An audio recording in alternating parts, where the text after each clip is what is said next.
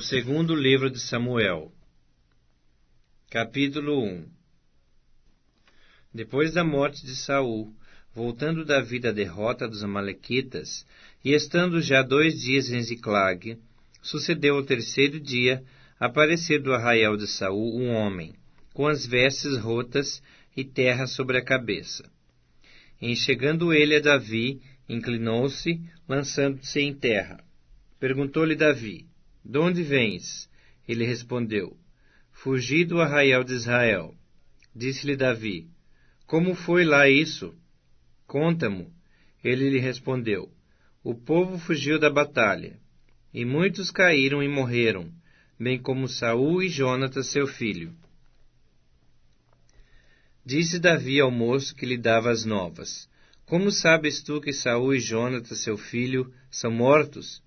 Então disse o moço portador das notícias: "Cheguei por acaso à montanha de Gilboa, e eis que Saul estava apoiado sobre sua lança, e os carros e a cavalaria apertavam com ele. Olhando ele para trás, viu-me e chamou-me. Eu disse: Eis-me aqui. Ele me perguntou: Quem és tu? Eu respondi: Sou amalequita. Então me disse: Arremete sobre mim e mata-me, pois me sinto vencido de cãibra, mas o tino se acha ainda todo em mim. Arremessei-me, pois, sobre ele e o matei, porque bem sabia eu que ele não viveria depois de ter caído. Tomei-lhe a coroa que trazia na cabeça e o bracelete, e os trouxe aqui ao meu senhor." Então apanhou Davi as suas próprias vestes e as rasgou, e assim fizeram todos os homens que estavam com ele. Prantearam, choraram e jejuaram até a tarde por Saul e por Jonatas, seu filho, e pelo povo do Senhor, e pela casa de Israel, porque tinham caído à espada. Então perguntou Davi ao moço portador das notícias: "De onde és tu?" Ele respondeu: "Sou filho de um homem estrangeiro, amalequita." Davi lhe disse: "Como não temesse estender a mão para matares o ungido do Senhor?" Então chamou Davi a um dos moços e lhe disse: "Vem, lança-te sobre esse homem." Ele o feriu, de sorte que morreu. Disse-lhe Davi: "O teu sangue seja sobre a tua cabeça, porque a tua própria boca testificou contra ti, dizendo: Matei o ungido do Senhor." Pranteou Davi a Saul e a Jonatas, seu filho, com esta lamentação, determinando que fosse ensinado aos filhos de Judá o hino ao arco, o qual está escrito no livro dos justos: "A tua glória, ó Israel, foi morta sobre os teus altos, como caíram os valentes. Não o noticieis em Gate, nem o publiqueis nas ruas de Ascalon, para que não se alegrem as filhas dos filisteus, nem saltem de contentamento as filhas dos incircuncisos. Montes de Gilboa, não caia sobre vós nem orvalho, nem chuva, nem haja aí campos que produzam ofertas, pois neles foi profanado o escudo dos valentes, o escudo de Saul, que jamais será ungido com óleo. Sem sangue dos feridos, sem gordura dos valentes, nunca se recolheu o arco de Jonatas, nem voltou vazia a espada de Saul. Saul e Jonatas, queridos e amáveis, tanto na vida como na morte, não se separaram. Eram mais ligeiros do que as águias, mais fortes do que os leões. Vós, filhas de Israel, chorai por Saul, que vos vestia de rica escarlata, que vos punha sobre os vestidos adornos de ouro. Como caíram os valentes no meio da peleja! Jonatas sobre os montes foi morto. Angustiado estou por ti, meu irmão Jonatas. Tu eras amabilíssimo para comigo. Excepcional era o teu amor, ultrapassando o amor de mulheres. Como caíram os valentes, e pereceram as armas de guerra." 2 Samuel, capítulo 2. Depois disto, consultou Davi ao Senhor, dizendo: "Subirei a alguma das cidades de Judá?" Respondeu-lhe o Senhor: "Sobe." Perguntou Davi: "Para onde subirei?" Respondeu o Senhor: "Para Hebrom." Subiu Davi para lá. Também as suas 2 mulheres, Ainoã, a Jezreelita, e Abigail, a viúva de Nabal, o carmelita. Fez Davi subir os homens que estavam com ele, cada um com sua família, e habitaram nas aldeias de Hebrom. Então vieram os homens de Judá, e ungiram ali a Davi rei sobre a casa de Judá. Informaram Davi de que os homens de Jabes de Gileade são os que sepultaram a Saul. Então enviou Davi mensageiros aos homens de Jabes de Gileade, para dizer-lhes: Benditos do Senhor sejais vós, por esta humanidade, para com vosso Senhor, para com Saul, pois o sepultastes. Agora, pois, o Senhor use convosco de misericórdia e fidelidade. Eu vos recompensarei este bem que fizestes. Agora, pois, sejam fortes as vossas mãos, e sede valentes, pois Saul, vosso senhor, é morto, e os da casa de Judá me ungiram rei sobre si. Abner, filho de Ner, capitão do exército de Saul, tomou a Is-Bosete, filho de Saul, e o fez passar a Maanaim, e o constituiu rei sobre Gileade, sobre os Assuritas, sobre Jezreel, Efraim, Benjamim, e sobre todo Israel. Da idade de 40 anos era Is-Bosete, filho de Saul, quando começou a reinar sobre Israel. E reinou 2 anos. Somente a casa de Judá seguia a Davi. O tempo que Davi reinou em Hebrom sobre a casa de Judá foi 7 anos e 6 meses. Saiu Abner, filho de Ner, com os homens de Is-Bosete, filho de Saul, de Maanaim a Gibeon. Saíram também Joabe, filho de Zeruia, e os homens de Davi, e se encontraram uns com os outros perto do açude de Gibeon. Pararam estes da banda de cá do açude, e aqueles da banda de lá. Disse Abner a Joabe: Levantem-se os moços e batam-se diante de nós. Respondeu Joabe: Levantem-se.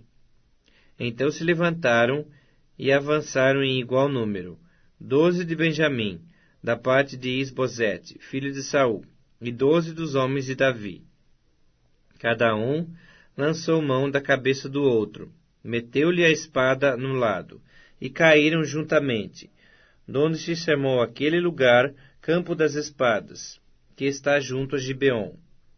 Seguiu-se crua peleja naquele dia, porém Abner e os homens de Israel foram derrotados diante dos homens de Davi. Estavam ali os 3 filhos de Zeruia, Joabe, Abisai e Azael. Azael era ligeiro de pés, como gazela selvagem. Azael perseguiu Abner, e na sua perseguição não se desviou nem para a direita, nem para a esquerda. Então olhou Abner para trás e perguntou: És tu Azael? Ele respondeu: Eu mesmo. Então lhe disse Abner: Desvia-te para a direita ou para a esquerda, lança a mão de um dos moços e toma-lhe a armadura. Porém Azael não quis apartar-se dele. Então Abner tornou a dizer-lhe: Desvia-te de detrás de mim, porque hei de eu ferir-te e dar contigo em terra? E como me avistaria rosto a rosto com Joabe teu irmão?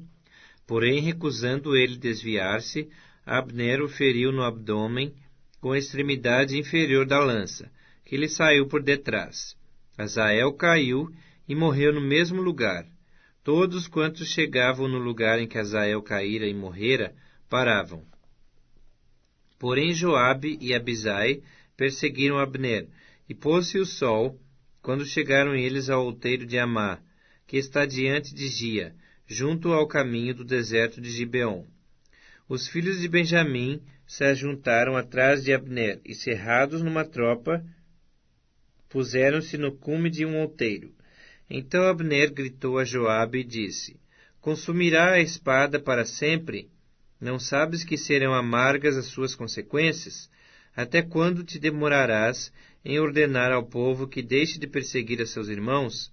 Respondeu Joabe: Tão certo como vive Deus, se não tivesses falado, Só amanhã cedo o povo cessaria de perseguir, cada um a seu irmão. Então Joabe tocou a trombeta, e todo o povo parou. E eles não perseguiram mais a Israel, e já não pelejaram. Abner e seus homens marcharam toda aquela noite pela planície. Passaram o Jordão e, caminhando toda a manhã, chegaram a Maanaim. Joabe deixou de perseguir a Abner, e tendo ele ajuntado todo o povo, faltavam 19 dos homens de Davi e Azael. Porém os servos de Davi tinham ferido dentre os de Benjamim e dentre os homens de Abner a 360 homens, que ali ficaram mortos. Levaram a Azael e o enterraram na sepultura de seu pai, o qual estava em Belém. Joabe e seus homens caminharam toda aquela noite, e amanheceu-lhes o dia em Hebrom. O Evangelho segundo Lucas, capítulo 14. Aconteceu que, ao entrar ele num sábado na casa de um dos principais fariseus para comer pão, eis que o estavam observando. Ora, diante dele se achava um homem hidrópico. Então Jesus, dirigindo-se aos intérpretes da lei e aos fariseus, perguntou-lhes: É ou não é lícito curar no sábado? Eles, porém, nada disseram. E tomando-o, o curou e o despediu. A seguir lhes perguntou: Qual de vós, se o filho ou o boi cair num poço, não o tirará logo, mesmo em dia de sábado? A isto nada puderam responder. Reparando como os convidados escolhiam os primeiros lugares, propôs-lhes uma parábola. Quando por alguém fores convidado para um casamento, não procures o primeiro lugar, para não suceder que, havendo um convidado mais digno do que tu, vindo aquele que te convidou, e também a ele te diga: Dá o lugar a este. Então irás, envergonhado, ocupar o último lugar. Pelo contrário, quando fores convidado, vai tomar o último lugar, para que, quando vier o que te convidou, te diga: Amigo, senta-te mais para cima. Ser-te-á isto uma honra diante de todos os mais convivas. Pois todo o que se exalta será humilhado, e o que se humilha será exaltado. Disse também ao que o havia convidado: Quando deres um jantar ou uma ceia, não convides os teus amigos, nem teus irmãos, nem teus parentes, nem vizinhos ricos, para não suceder que eles, por sua vez, te convidem e sejas recompensado. Antes, ao dares um banquete, convida os pobres, os aleijados, os coxos e os cegos. E serás bem-aventurado pelo fato de não terem eles com que recompensar-te. A tua recompensa, porém, tu a receberás na ressurreição dos justos. Ora, ouvindo tais palavras, um dos que estavam com ele à mesa disse-lhe: Bem-aventurado aquele que comer pão no reino de Deus. Ele, porém, respondeu: Certo homem deu uma grande ceia e convidou a muitos. À hora da ceia, enviou o seu servo para avisar aos convidados: Vinde, porque tudo já está preparado. Não obstante, todos a uma começaram a escusar-se. Disse o primeiro: Comprei um campo e preciso ir vê-lo. Rogo-te que me tenhas por escusado. Outro disse: Comprei 5 juntas de bois e vou experimentá-las. Rogo-te que me tenhas por escusado. Outro disse: Casei-me, e por isso não posso ir. Voltando o servo, tudo contou ao seu senhor. Então, irado, o dono da casa disse ao seu servo: Sai depressa para as ruas e becos da cidade, e traze para aqui os pobres, os aleijados, os cegos e os coxos. Depois lhe disse o servo: Senhor, feito está como mandaste, e ainda há lugar. Respondeu-lhe o Senhor: Sai pelos caminhos e atalhos e obriga a todos a entrar, para que fique cheia a minha casa. Porque vos declaro que nenhum daqueles homens que foram convidados provará a minha ceia. Grandes multidões o acompanhavam, e ele, voltando-se, lhes disse: Se alguém vem a mim, e não aborrece a seu pai, e mãe, e mulher, e filhos, e irmãos, e irmãs, e ainda a sua própria vida, não pode ser meu discípulo. E qualquer que não tomar a sua cruz, e vier após mim, não pode ser meu discípulo. Pois qual de vós, pretendendo construir uma torre, não se assenta primeiro para calcular a despesa e verificar se tem os meios para a concluir? Para não suceder que, tendo lançado os alicerces, e não a podendo acabar, todos os que a virem zombem dele, dizendo: Este homem começou a construir e não pôde acabar.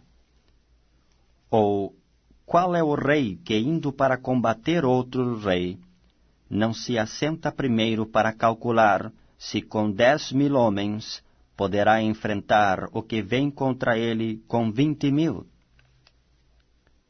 Caso contrário, estando o outro ainda longe, envia-lhe uma embaixada, pedindo condições de paz. Assim, pois, todo aquele que dentre vós não renuncia a tudo quanto tem, não pode ser meu discípulo. O sal é certamente bom. Caso, porém, se torne insípido, como restaurar-lhe o sabor? Nem presta para a terra, nem mesmo para o monturo. Lançam-no fora. Quem tem ouvidos para ouvir, ouça.